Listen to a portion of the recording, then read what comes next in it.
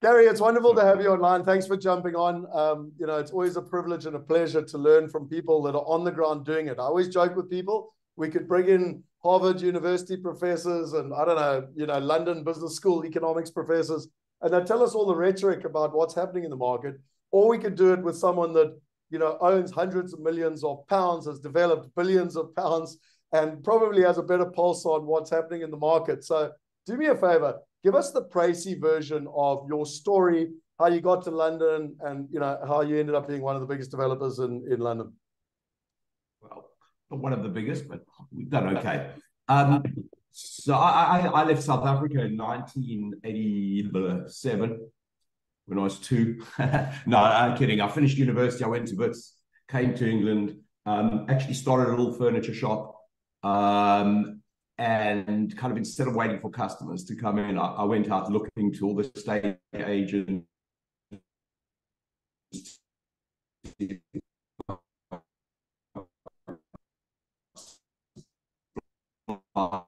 Furniture, and just a little bit of history of you own the furniture. So in other words, if the tenant owned the furniture, it was difficult to get them out because their goods and chattels were there. So I kind of transitioned from there to kind of being in the early 90s, was a bit of a property boom. And slowly but surely, I started buying a flat here and a flat there and turning them and et cetera, and selling them. Until that went into developments, and we'd buy a whole development, as you talk about, but we didn't hold them. We didn't have the capital to hold, so we kind of flipped them. It was much easier in those days in terms of getting mortgages, etc. And then we kind of transitioned into saying, you know what, why are we selling this stuff? Can we not keep it? And most of the time we've used our own capital and made it sweat and built up a business that today we are holding nearly 1,000 units with another 300 in the pipeline. And really the basis of this is, I'm sure a lot of you on the call know Natie Kirsch. And in 2009, it was impossible to get debt. And we had a development going up just to the east of Canary Wharf at the Excel Centre where the cable car is. And Natie funded me, and he said to me at the time, he said, Gary, he said, I'll go into this deal. He said, we've checked you out. We think you're honest, etc. He said, but he said, I don't know how clever you are, but even stupid people can make money in property. He said, just don't sell it. So and that's very key. Just repeat it there. Sorry, because I know you well, and you drop these little gems in and people miss them. So just remind everyone what you just said there from one of the wealthiest people in the world. He said to me, he said, Gary, I'm not worried about doing this deal with you because even stupid people can make money in property. Just don't sell it. Which is great. You have to generate capital to keep on building. So, you can get to a point where the market gives you a lot of luck, or you can create equity by, for example, planning plays where you buy a piece of land and you get a planning permission, etc. It's just the higher risk stuff that creates equity. And then you've got imputed equity. And that's how we've done it up to now. And in fact, now we're kind of looking at external capital to come in and to fund us. And that ultimately is where we're going. So you have to understand there's been a transition in England. England's famous for saying, your house is your castle. And that's always been, people always trying to buy their own property. Just to give an idea, in England, home ownership sits at about 65% of the population, which is enormous. That is absolutely enormous. But what's happened, and it's happened in the world, is as costs have gone up and as prices have gone up, it becomes more and more difficult to buy properties. It was easy up to the financial crash in 2007 because credit was available. As credit tightened up, it became very, very difficult to buy property. So there's been a transition to rental property. Now, that really comes down to the credit markets, because if you think about it, rent is the ultimate form of credit. Okay, so, if you go back 60, 70 years ago, the credit first, consumer credit was really on cars. And that was because the car manufacturers making a huge margin. How do they get more cars sold? Is they offer credit. Okay, so and as long as and then they're actually making money on both sides. They're making money on the margins of the cars and on the credit. So what's happened in England is as prices have gone up, credit and creditors tighten up, the rental market has increased. Plus, I think it's included as a general world position of more of a nomad generation where people want to be flexible, want to move. I would guess that out of choice, people would prefer to be homeowners, but they justify being rentals, having a rental, being in a rental because they kind of think it's kind of trendy, etc. And you can kind of get more value. What you don't have to do is invest in a massive deposit. So actually, over a life cycle of someone that is renting on a cash flow basis, it probably works. You know, if you offset the additional rent you're paying to what it might cost you on a mortgage, and you take the cash flow of the deposit, it's probably about break even. But what that's created is it's changed the rental market in the UK quite dramatically. So from moving from single, maybe a portfolio of 4 or 5 units as people see as a pension for themselves, which, as you alluded before, starts becoming a nuisance to run. And that's mainly because if you have a portfolio of 5 and one tenant doesn't pay rent, you've got a 20% hit on your portfolio. Well, even worse, most international investors have a portfolio of 1, and then if that tenant doesn't correct. pay, Correct. So Scott, if you go back a few years, we kind of pioneered rental guarantees. Yeah. And the reason we did rental guarantees was not so much and this is, by the way, is when we were selling stock. And the reason we did rental guarantees was not so much to get better prices on our properties. It was to give the confidence, okay, to buyers that they knew their cash flow was secure. And so if you think about it, we had a development of 100 units, and Joe Bloggs bought 1 unit, and Dave Smith bought a 2nd unit. One of them would rent out first, and one of them would rent out second. One of them may have a tenant paying or not, etc. So if you do that over 100 and you consolidate that on, say, a rental guarantee position, that risk is reduced dramatically. Okay, so and reducing the risk, and what you really want is investment in property. You've got to understand property is a long-term investment. If you make money on property in the short term, it's because you're lucky with the market, and you can't predict that. You have to actually be lucky. Again, you can take certain factors, which is what we're doing, and kind of use those factors to your advantage. So just for example, like we're noticing now, there's a huge lack of supply. So one can turn around and say, well, if you look at a macroeconomic position. Well, if you don't mind, I'm actually just going to chuck up a slide of yours from when you presented in August, just while you're talking about this, just so people can actually see what you're talking about. Oh, okay, fantastic. Okay, so we've kind of adopted a kind of a macro policy on the basis that you've got to look at 10, 15 years on property to really get your income. Otherwise, you create a market risk. And we kind of say, well, use what we understand to reduce that risk. We're all about risk reduction on the basis that even stupid people can make money in property, just don't sell it over the long term. Okay, and don't get me wrong, if we get offers on properties that are fantastic, we will sell, but our preference is not to. And also, by the way, you reduce a lot of frictional costs, but I'll come back to that. So we take the macro philosophy on property and say, well, demand is restricted. So if you think about it, what we've gone through since 2007, we had a financial crash. The markets really dipped, but they came back quite strongly because there was a huge wedge of cash waiting for a dip market. And we had a good run between, say, 2012 and 2016. We kind of then started tightening up. Then COVID came, reduced construction. No new developments were really started during COVID. We finished a 700-unit development throughout the period of COVID. So we were very fortunate. Cost increases went up dramatically. So viabilities that developers had done stopped working. We then moved into this high interest rate environment. And for those of a similar age to me, which are probably not that many of you there, but, I lived in South Africa at one stage with 25% interest rates. So the generation that exists now is very used to low interest rates. I don't believe interest rates are going to drop for another 2-3 years. And I don't think we'll see for a long time that 1-2% positions.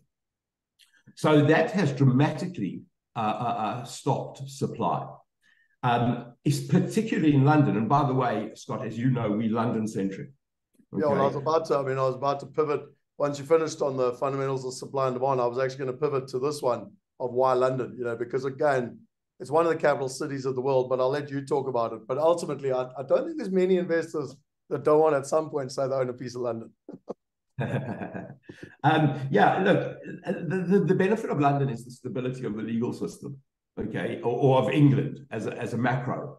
As a micro, everybody really wants to be in London and England. If you look at the demographics of the country, there's this huge kind of swathe up north, etc., and there's this kind of leveling up policy. But the truth is, people live out of London on the whole, in places like Birmingham or Manchester, because they can't afford London. And what you're finding is London is equalizing with those areas, because there's been a bit of a boom in Birmingham, Manchester. But what you find is in a down market, and that's how we plan. We plan for a down market. So if we can't make something work in the bad times, we don't want it. Okay, so and so London is pretty strong, and the shortage in London is dire. So just to give you an idea, London needs about 60 or 70,000 new units per annum. And I think like the average over the last 5-6 years is probably 18, maybe 20,000. So it's created a real shortage. That's when Scott was you talk about co-living. So co-living is happening. There's what can happen is you can get smaller units. So what happens, you get like a unit going, an average unit, say, of 650 square foot, 700 square foot becomes 300 square foot. The only problem with a unit like that is you can only sell it for the income. You can't get any capital growth because you can't split it. So you have to sell it as a building. What we've opted to go for is a mixture between the two. So we are taking regular blocks, which can be split up, but consolidating them. And the theory behind that, having dealt with the macro side of why we're doing it, the theory is, how do we reduce frictional costs? Okay, so when you're a developer, you're going to develop, and if you take your cost, the general margin, profit margin for a developer is between 20 and 10%. Okay, so let's just talk, say, 15% profit on the gross development value, the GDV of the development. So as a business, if we can be vertically integrated, that 15% margin is we keeping. Now you take out the frictional costs. We don't have sales costs. That's going to cost the developer 5% of any development. We don't have further stamp duties, okay, to hold the stock. So if I sold an individual property to an individual investor, they're going to be paying me my 15%. They're going to be paying 5% of the cost that I've had added on for sales costs. They're going to be paying stamp duties. It doesn't take you long to get to 18%. And then when you take the margins at 18%, that's quite a big difference. We also in an environment, obviously, where we've got increasing costs, okay, and a limited land supply. So for anybody that understands basic economics, sorry, if you don't mind, I'm just going to close the door because my dogs are going crazy. Just bear with me. No problem. Yeah. So just a couple of things to simplify what Gary's saying. In simple terms, when he's talking about cutting the friction costs, what he's saying is just cutting out the middlemen. And if you remember where I showed you the value chain of real estate, I said you could be investing at the end, which is what Gary's just saying, with all these costs all the way along, and that dilutes your return. That's why you never get out of the middle class, because your returns are middle class returns. Or you can go up the value chain, cut out all the middlemen, and that's exactly what Gary's talking about. And of course, by the way, Scott, you're reducing the risk, as I said before, because you've got a development of 100 units, okay, and you're going to have a small percentage of bad debts. I think our non-payers and our voids run at about 1.5 or 2%, which is very low, very, very low. So we're running, as you know, we actually have just sold it, but we owned an estate agency, which we started from scratch called Life Residential, where we manage the properties. We sold it last week, actually, but we were running 5,000 properties in London. And I think our voids were like 45. It was unbelievable. So, everything is kind of brewing to make a really good cup of coffee in the residential market in London. Okay, so what you're finding is there's a lot of capital coming in for what they call build to rent, BTR, so kind of professional landlords. What that's done is it's increased the quality of the properties to some degree, but it's also increased the prices, because what happens is now you've got commercial competition. So I'm building a building, I need to put in a bloody nice gym, I need to make a community that people want to live. So it's all about customer retention. And suddenly, instead of us being a landlord, we're actually we're a business with customers. So we don't have tenants, we have customers. And we treat our customers like hotel guests. Of course, that's got slight increase in costs, but the relative cost increase is far less than the relative rent increase we can get, because people feel part of a community, they feel valued, etc. And and that's kind of the direction that we have gone and that we are going in. Okay, so we're trying to, and then the risk profile of the development, of course, is what you do. Do you buy a piece of land and take the risk of getting planning? And you must understand, when you do that, if you don't get the planning, you've kind of lost your money. You've got a mini field. Okay. If you can get that margin, that's how you make your most margin. So, you know, it's a risk return. The development risk we don't really see as a risk, because we tend to close our contracts in terms of the construction, etc. So just to give an example, through COVID, okay, we built, as I said, we built the tallest tower in West London, 57 stories, 700 units, and that was constructed through COVID. And believe it or not, our entire cladding came from Wuhan. Okay, so you can imagine our kind of blood pressure when COVID started,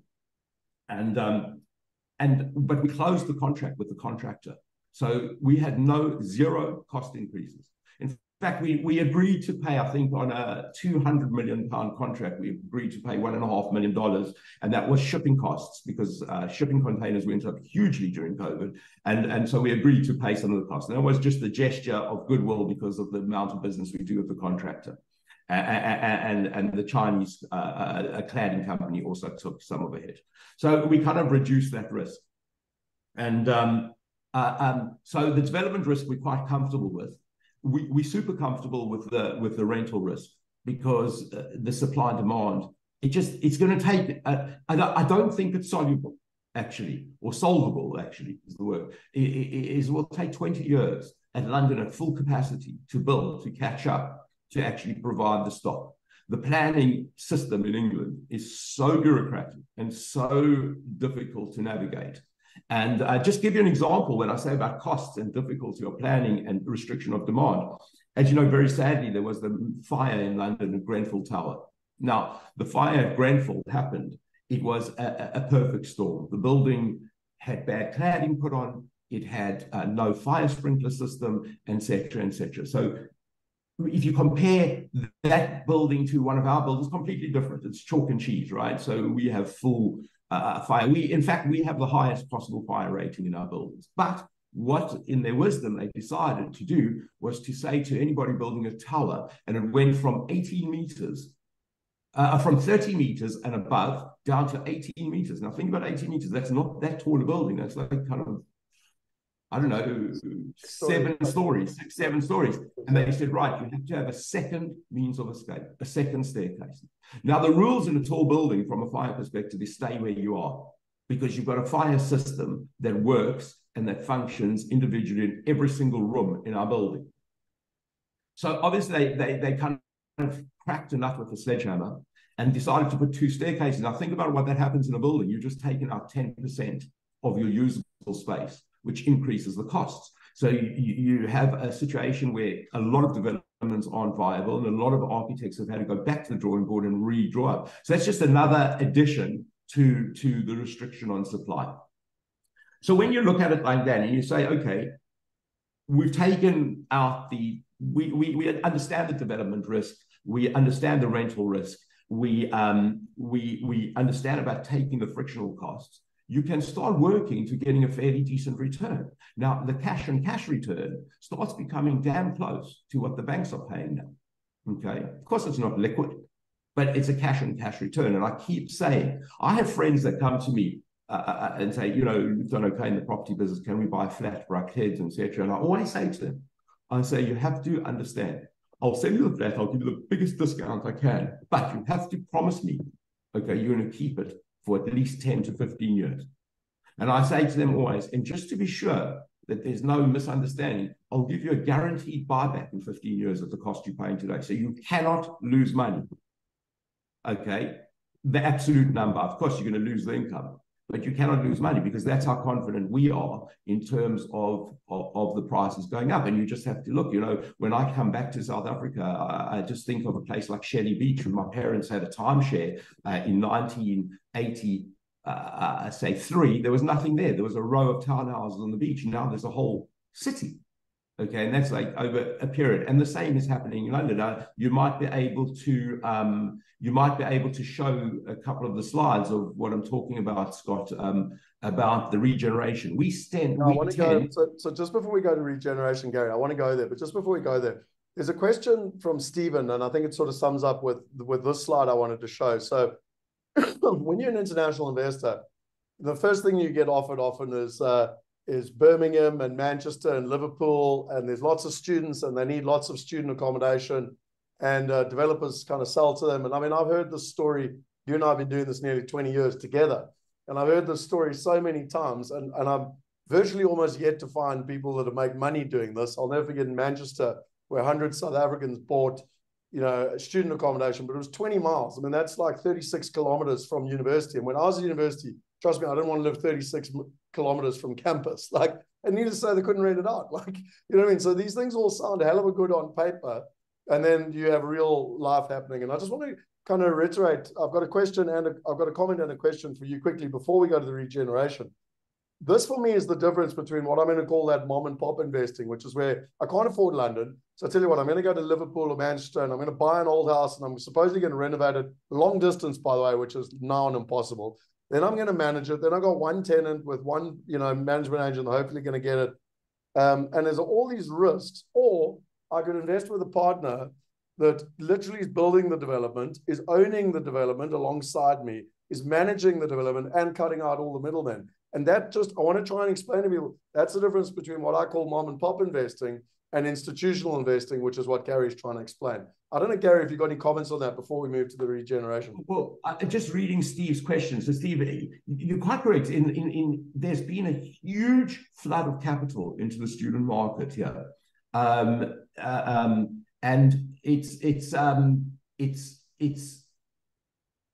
it kind of defies belief, really, the amount of quantity that's happening. But what you find is that people jump on a bandwagon, and eventually there'll be oversupply. But people doing that are competing with funds. You've got massive American funds. You've got massive university endowments that are buying these properties, and it's difficult to compete with them. So, yes, you're getting a return. The capital returns on a student development? Here's a very subtle point you have to understand, okay? The returns on a student development are purely based on income, okay? So let's just say, for example, you've got income at 5%. You've invested £1 million, right? You've got income at 5%, so you've got 50 grand coming off your investment. That money is valued purely at a multiple of an investment. So if the market and the cap rates on student accommodation is, say, 4%, you'll get a multiple of 25 on your income. Okay, and if interest rates go up, that will reduce. Okay, you might be expected to get 6%, and then you've got a multiple of 15.5, whatever the case is. Okay, so on residential property, you have the income. The value you can also sell because of the build to rent market. You can also sell on the cap rates. And by the way, if you look at any of the cap rates in the UK, residential property is the best cap rate and the most stable cap rate right through COVID, right through running between, at one stage, 3.25 to now it's sitting at 4, whereas like the equivalent commercial is sitting at a cap rate of 6%. Okay, so the multiples are much more. But if you split up that building, you can also get the capital growth. Now you're talking about price per square foot.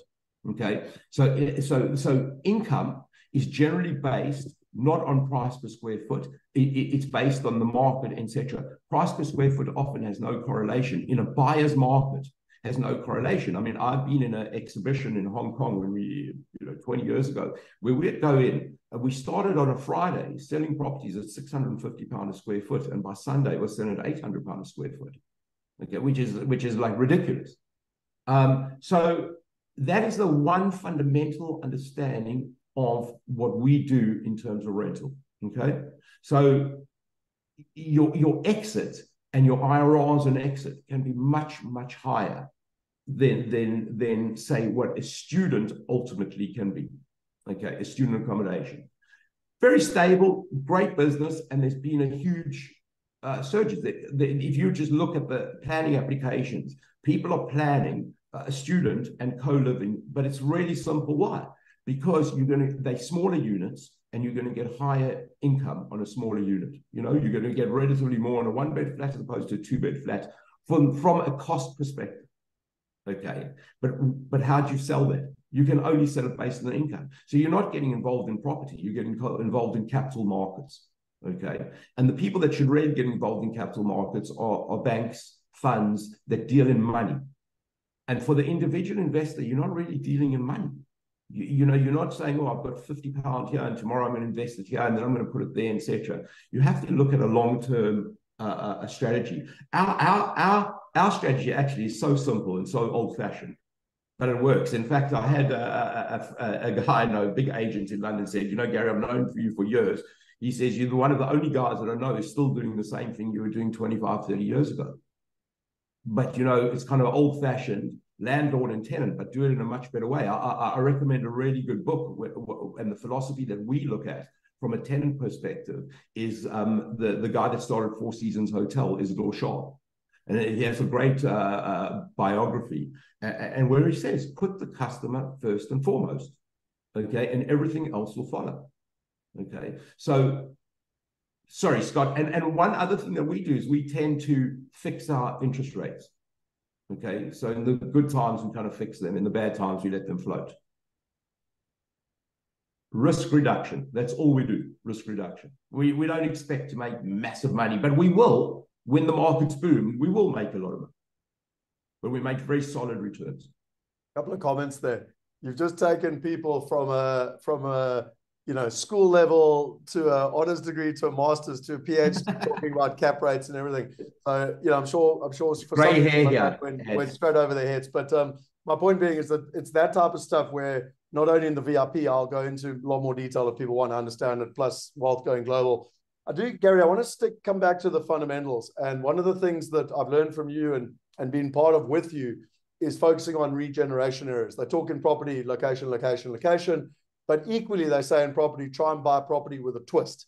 So talk to us a little bit about just, and I can put up the slides for you quickly. I don't expect people to be able to read all the slides, etc. But the point being is that if you want to just talk to us a little bit about the fundamentals of regeneration, and then also why you're now in West London and what the opportunity is in West London. Okay, so the reason I'm in regeneration is because I could never afford to buy stuff in established areas. Okay, I could never create value. Whereas in a regeneration area, you can kind of create value if you have the vision. And that's one of the things about my experience when I mentioned about Shelley Beach is when you leave somewhere and go back over a period, you can really see the growth. So if you go back to Sandton, for example, 30 years ago, there was nothing.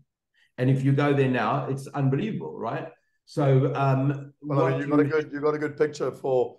Okay, so correct. So that's kind of on the left. On the left was kind of when I kind of came to England, and I kind of liked Canary Wharf because you could go and rent something in an established area, was a bit old, a bit damp, etc. And yet you could go to Canary Wharf and rent something that's fantastic. It goes back to how the customer feels. Okay, and then we admittedly we rode that. So, and East London, the history of East London was it was seriously bombed out during World War II. And people and so it created a great opportunity. The buildings were built to a large extent because in the first instance it failed. Why? Because the infrastructure wasn't there. They hadn't put the tube line in, et cetera, et cetera. It's ultimately done. It's unbelievable, the growth and the change. So we kind of looked at that, and we happened we happen to be based in West London, and West London is going through a transition. And West London actually is a bit of a no-brainer because it's much closer to the center of London, okay, than East London. But we were given a gift in the fact that they decided to build, I don't know if you guys follow the UK news, but you would have heard a lot about HS2 and it being cancelled. So HS2 is the high-speed rail link, which they were doing between London, Birmingham, and Manchester. And in fact, they've just cancelled. It's gone so much over cost that they just cancelled the Birmingham to Manchester route. So we've ended up in a situation where we have the largest station. On the left is what were shunting yards. And now you can see on the right, and I could give you an updated photograph. It's ridiculous, the amount of construction. And so there's become a whole town centre. So we are in this location, we are by far the best connected position in London. So we are in zone 2. So imagine zone 1, zone 2, zone 3 of the tubes. Canary Wharf is zone 3. We're in zone 2, so we're much closer. There's a map. And just find your map. There's your map there, basically. Just to yeah. So if you kind of point out where West London, White City, you go a little bit left, stop a little bit left there. Whoop, stop there. That White City, you may have heard of White City, a massive development, the largest shopping centre in London. And then you've got to the right Westminster, and then you've got Canary Wharf. But the point is, in West London, the infrastructure is there already because the Elizabeth line, which runs east to west, comes straight through there. And then you've got HS2 and the tube. So that's why they chose the location, because it's where all 3 transport facilities meet. And so the infrastructure is there already. So, and we kind of pioneers. If you're just looking at that picture that Scott has on the right-hand side, just to give an idea, this picture is taken from the 57th floor of a building that we built. And if you look at the end of the triangle, but to your left with your mouse, that's another one of our buildings being built. That's going to be ready in April. We have another one across the road. That's the investments I'm talking to Scott about getting involved in, which is up to a 3rd floor to be ready in about 18 months, 19 months time. Imagine in that triangle is going to be the largest single station in the whole of Europe, not in London, in the whole of Europe. Okay, so anybody coming from Birmingham will be ending up there. So you've got regeneration. And in fact, Scott, yesterday, you might well all know Ballymore. Ballymore, in my opinion, are the best developer in London. They create the best infrastructure. Well, just to the right of that development that I'm saying there, just if you go up, that, by the way, that big green area is called the Scrubs. It's like the 3rd biggest park in London. And if you go just slightly up from there, there's a bunch of brown buildings. There you go, left, right there. Ballymore has just announced they've done a deal with Sainsbury's. They're building 2,500 units there. Okay, so if you think about what's going to cost them to build, if you think about what our cost is because we're out the ground already, and you think about the change in the area, that growth could be huge. Okay, so here's this investment philosophy. Okay, so we're taking something which works today and giving you pretty good returns. That, by the way, what you're seeing is, if you look in the right corner, you can see the building before we built the area and what we built. That's a great sign of regeneration. And if you can have the vision to say, where, so Scott will tell you, a lot of people, when I started building that building, they said, you're crazy. Now they think I'm a miracle maker. So this picture that Scott has got up is we are built now. The 3 orange buildings in front is Imperial College. Okay, they've got planning permission. They're about to start building. So that whole area is going to transform. All that area that you can see behind is part of the HS2 redevelopment. That's all, and the station, it's all part of the HS2 redevelopment. So here's the investment. Okay, we know, and we work on current rates, current rents versus current interest rates to make a return. You might not get the 6, 7, 8% return on cash and cash. You're probably going to get net 4.5% return cash and cash. But think about the massive growth between now and 15 years with the regeneration, where all of a sudden you're sort of in central London, because central London is going to move towards the west because of the density levels. So, and at that point in time, unlike student accommodation, you could choose to break up the building and sell individual units, and think of what the cap growth is. So over the period, the cap growth is there. And we all have to look historically how did our parents buy a house for £10,000 in 1960 footsack, okay, and then end up with a house that's worth £2 million today? How did that happen in a relatively short space of time? So, you know, I think that it's quite a subtle understanding to say. So my view is, if you'd say property as a long-term investment, you buy efficiently through reduction of frictional costs. Okay, you end up and you hold it. You just have to hold it. And over time, you can grow it. It will grow naturally through supply and demand, increasing population. Okay, as they say, God has closed the factory of land. He's not building any more land. Okay, he's closed that factory. So supply is going to be reduced. You're increasing costs, etc., etc. And then you've got the addition. Okay, you have the absolute addition of the regeneration factor. Just where my per square foot cost today is not going to show any relationship to the per square foot cost in the different place, a bit like a place like Sandton becoming from going from one price to another price over a certain number of years. And that's really the philosophy of the strategy. And as I say, we've always tried to do it ourselves and sweat our capital, but obviously you can't keep holding property without sweating capital unless you can get credit. So, and that's why we're looking to kind of consolidate and make a fund. This what you're looking at now, by the way, is our platform for rentals, etc. Okay. I'm just sort of showing people because they call them trophy assets, you know, aspirational, whatever you want to call it. And it's like so many people, you know, Gary, even when you and I were doing this 15 years ago, it took a hell of a lot of money even to buy one apartment. And then you had to go set up an offshore structure and you had to get a mortgage and then you had to manage the property and the hassle and everything in between. And, you know, what I love with what you're saying and in simple terms is that in the past, you used to, you know, I would help work with you, but we would help someone buy an apartment and then they were kind of on their own, like go and own this apartment. Yeah, there'll be a management agent, whatever, but it's kind of yours. Nowadays, you can partner with you in the development. You're owning a piece of the building. I'm owning a piece of the building. You know, Joe Soap's owning a piece of the building and we're holding it for 5-10 years. And you've got a full management solution, cutting all the middlemen out, which obviously is increasing the return, reducing the risk. And, you know, when we exit, there's multiple exit strategies, whether it's selling them off individually or selling them to an institution or whatever. I mean, have I summed it up, you know, in simple terms for people?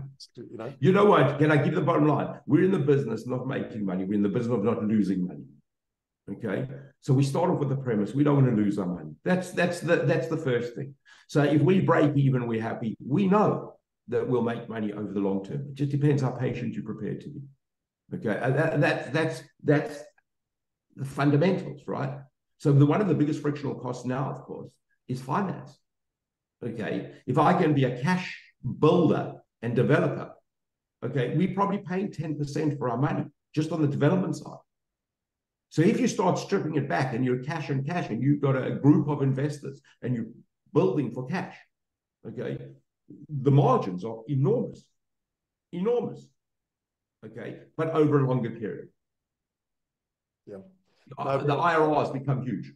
Well, look, I've squeezed more time out of you than I asked for. So you promised to give me 15-20 minutes, and Cheryl said, "How can I get in touch?" You know, Cheryl, between Gary and I, we're going to be putting an opportunity together. It's going to be on the Wealth Migrate platform. People will be able to invest directly alongside, you know, with Gary and the team from a partnership perspective.